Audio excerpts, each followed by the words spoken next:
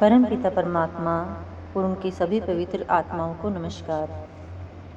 हमारी आध्यात्मिक यात्रा हमारे तलवों से शुरू होकर सिर की चोटी तक जाती है। इस सफ़र की 2 मंजिलें हैं। पहली दोनों आँखों के बीच तक और दूसरी आँखों के बीच से सिर की चोटी तक। जागृत अवस्था में हमारे मन और आत्मा की बैठक आँखों के केंद्र में है। यहाँ से उतरकर हमारी चेतनता बाहर सारे संसार में फैली हुई है।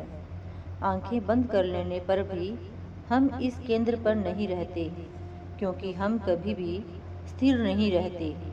हम अपने आप को सांसारिक इच्छाओं तथा कारोबार के विषय में या फिर संबंधियों और रोज़ के कामकाज के बारे में सोचता हुआ पाते हैं। जिनके विषय में भी हम सोचते हैं उनकी शक्ल या आकृति भी हमारे सामने आ जाती है। संसार की शक्लों के बारे में सोचते रहने से, उनका ही ध्यान करते रहने से हमारी चेतनता इस बाहर के भ्रममय संसार में फैल गई है। गुरु रामदास जी कहते हैं कि हमारा मन पल पल क्षण क्षण बाहर दुनिया के भ्रमों में भटक रहा है। यह पल भर के लिए भी अपने घर अर्थात आँखों के पीछे टिक कर नहीं बैठता। जब तक हम अपने ध्यान को समेटकर वापस आँखों के बीच में नहीं लाते, हम अंतर में एकाग्र नहीं हो सकते। अपने रूहानी सफ़र में पहला कदम तक नहीं रख सकते। अपनी चेतनता को आँखों के बीच तीसरे तिल पर लाना इस सफ़र का पहला कदम है। हजरत ईसा ने भी यही संकेत किया है, खोजो और वह तुम्हें मिल जाएगा, द्वार खटखटाओ और वह तुम्हारे लिए खोल दिया जाएगा।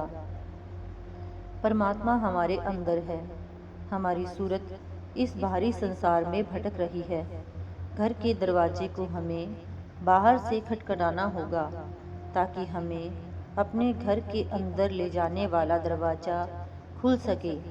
हमें इस संसार से अपने ख्याल को सुमिरन और ध्यान के जरिए वापस आँखों के बीच में लाना है। इस प्रकार हम घर के दरवाजे पर पहुँच जाएंगे, जहाँ पहुँचकर हमें अंदर अपने घर का मार्ग ढूंढना है।